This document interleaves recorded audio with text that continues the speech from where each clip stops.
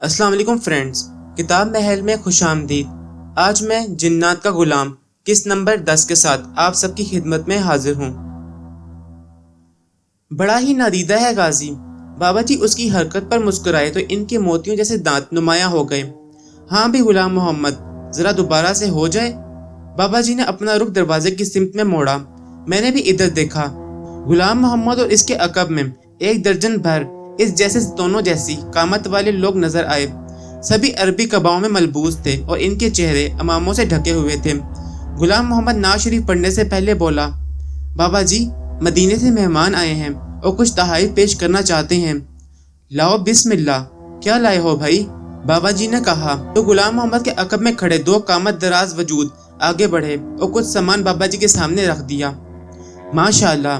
بابا جی سامان پر نظریں ڈالنے کے بعد مجھے کہنے لگے، لو بھائی مدینے کی سوغات آئی ہے، یہ ٹوپی تم پہن لو اور نصیر ایک ٹوپی تمہارے لیے ہے، یہ تسبیح بھی رکھ لو۔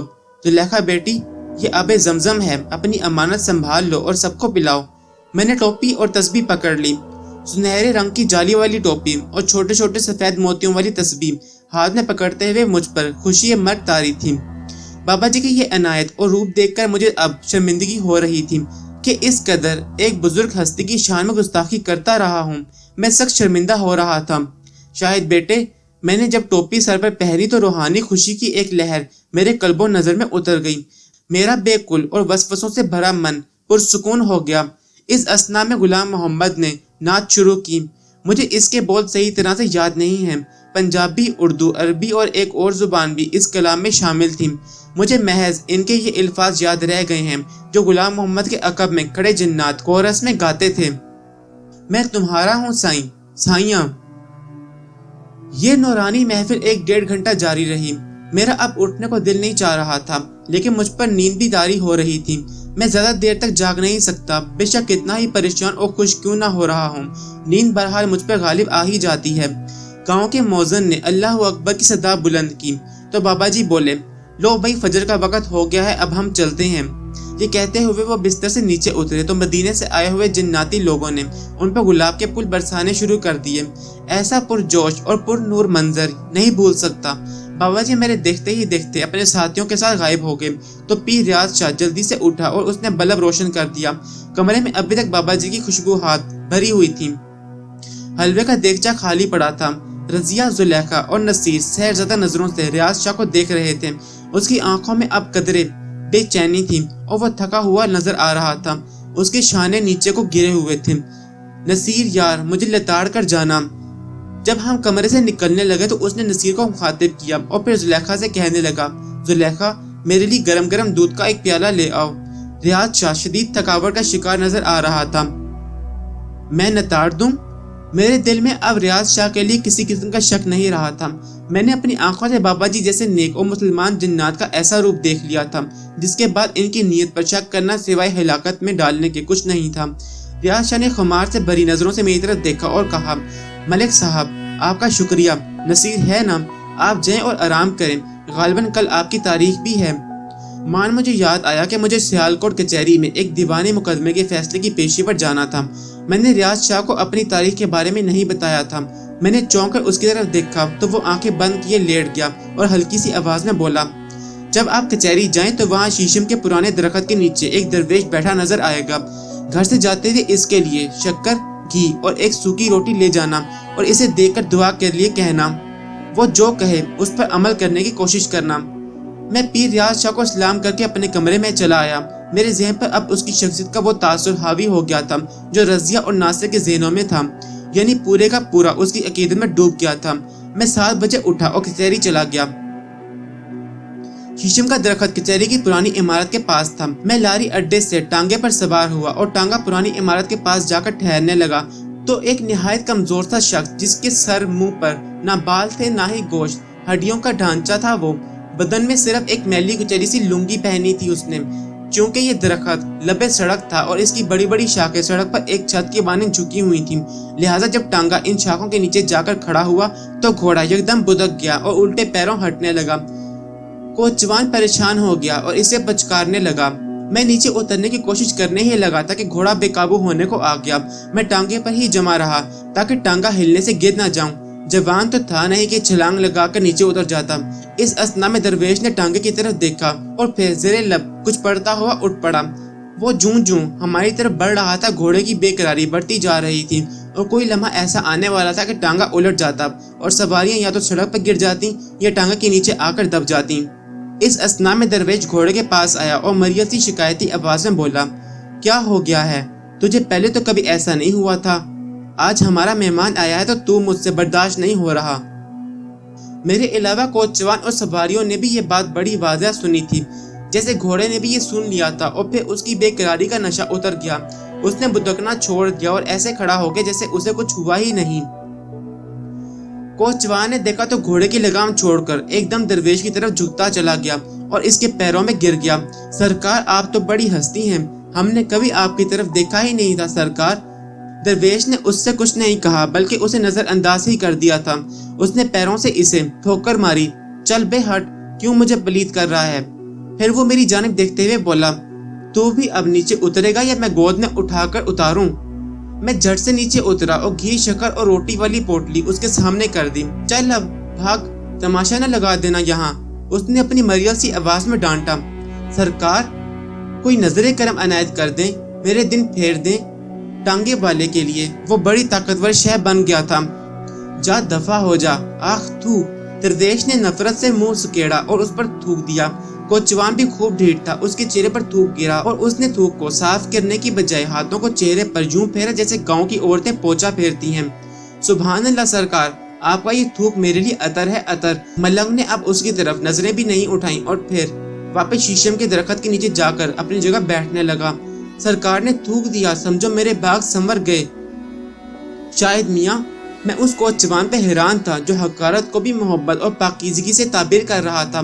وہ ٹانگے پر سوار ہوا اور باقی سواریوں سے کہنے لگا، اس ٹہلی والے سرکار کو کسی نے کھاتے پیتے نہیں دیکھا، نہ ہی کسی کی طرف نظریں اٹھا کر دیکھتے ہیں۔ بولتے تو کچھ بھی نہیں تھے، لیکن آج تو کمال ہو گیا۔ میں نے سنا تھا کہ ٹہلی والے سرکار جس پر تھوک دے، جس کو گالی دے دیں، اس کے باغ سنور جاتے ہیں۔ واہ میرے مولا، آج تو نے مجھ پر کرم کیا ہے۔ میں نے ٹانگے والے کو کرایہ دینا چاہا تو وہ ہاتھ جوڑ کر بولا، جناب چھوڑیں، میں 2 روپے لے کر کیا کروں گا، یہ سب آپ کی بدولت ہی ہوا۔ کیا آپ سرکار بابا کو جانتے ہیں؟ میں نے نفی میں سر ہلا دیا۔ تو پھر آپ کے ساتھ ان کی یہ شفقت؟ تو جاتا ہے یا ماروں ایک؟ عقب سے ٹہلی والے سرکار کی آواز سنائی دی، بھونکتا چلا جا رہا ہے۔ یہ سنتے ہی اس نے گھوڑے کی لگام کھینچی اور چلتا بنا۔ میں واپس ہوا اور ٹہلی والے سرکار کے پاس جا بیٹھا۔ اس نے پوٹلی کھولی اور روٹی اور گھی شکر میرے سامنے رکھتے ہوئے بولا، لے کھا لے، اپنے لیے اور میرے لیے روٹی اور گھی شکر بانٹ لے۔ جو تیرا من کرتا ہے وہ تو لے لے اور جو میرے لیے بہتر سمجھتا ہے مجھے دے دے۔ میں اس کی بات سن کر مخمصہ میں مبتلا ہو گیا، مان مجھے پیر ریاض شاہ کی بات یاد آ گئی۔ اس نے کہا تھا کہ وہ ملنگ جو کہے اس پر عمل کرنا۔ میں نے کہا، سرکار میرا پیٹ تو بھرا ہوا ہے، آپ ہی کھا لیں، سب آپ کے لیے لایا ہوں۔ سوچ لے، بھوک نہیں ہے تو بے شک نہ کھا، تو نہ کھائے گا تو تیرا کیا جائے گا؟ میں بھوکا ہوں، کھا لوں گا تو میری بھوک ختم ہو جائے گی۔ وہ بابا معنی کے انداز میں بولا، سرکار میں آپ کے لیے ہی تو لایا ہوں۔ میں نے عاجزی سے کہا، سوچ پھر سوچ، اگر تو چاہے تو یہ گھی شکر رکھ لے اور سوکھی روٹی مجھے دے دے۔ میں نے جب دیکھا کہ وہ مجھ سے کھانا تقسیم کرانے پر بازد ہے تو میں نے کہا، اچھا تو سرکار ایسا کریں، یہ سوکھی روٹی مجھے دے دیں اور شکر کی آپ رکھ لیں۔ یہ سن کر اس کے چہرے پر ہلکا سا تبسم ابھرا، تیرا پیٹ تو بھرا ہوا ہے، سوکھی کھا لے گا تو تجھے فرق نہیں پڑے گا، میں شکر اور گھی کھاؤں گا تو میرے اندر بھی طاقت آئے گی۔ لے اب اپنا حصہ اٹھا اور جا، تیری پیشی ہونے والی ہے۔ میں نے سوکھی روٹی ہاتھ میں لی اور پھر ایک لقمہ لینے کے بعد اسے جیب میں ڈال لیا کہ اسے بعد میں کھا لوں گا۔ ٹہلی والے سرکار کی ان باتوں کی مجھے کوئی سمجھ نہیں آئی، لیکن جب میں عدالت میں پہنچا اور جج نے میرے کیس پر جو فیصلہ سنایا، اسے سنتے ہی میرے ذہن میں اس بابے کی باتوں کی حقیقت سمجھ میں آ گئی۔ جج نے فیصلہ سناتے ہوئے کہا، ملک صاحب، آپ بڑے زمیندار ہیں اور آپ کو اللہ نے کسی قسم کی کمی نہیں دی۔ یہ بھاگا بیبی کا رقبہ ہی کتنا ہے، آپ اسے اپنی زمینوں میں شامل کرنا کیوں چاہتے ہیں؟ اگرچہ گواہوں اور شہادتوں کے بعد فیصلہ آپ کے حق میں جاتا ہے، لیکن جب آپ قانون قدرت کو دیکھتے ہیں اور انسانی بھلائی کا سوچتے ہیں تو آپ کو فیصلہ ایسا کرنا چاہیے جو بھلائی کا ہو۔ بھاگا بیبی اپنے بچوں کی کفیل ہے، اس زمین سے اس کو روکی سوکھی ملتی ہے۔ آپ اگر اس کی زمینوں کو آزاد کر دیں اور اس کو نہری پانی میں ملنے دیں تو اس کی یہ زمین آباد ہو جائے گی۔ آپ خوشحال ہیں، لیکن یہ تنگ دست عورت ہے، آپ ہی اس کا سہارا بنیں اور اس کی زمینوں کو آزاد کر دیں۔ یہ بیچاری بھی اپنی بھوک مٹا لے، آپ کا تو پیٹ بھرا ہوا ہے۔ جج کا آخری جملہ سن کر میں بونچکا رہ گیا۔ میرا ہاتھ بے اختیار جیب میں گیا اور سوکھی روٹی کو سہلاتے ہوئے میں سوچنے لگا، ٹالی والے بابے نے بھی تو یہی کہا تھا۔ میں خاموش نظروں سے جج کا چہرہ دیکھنے لگا۔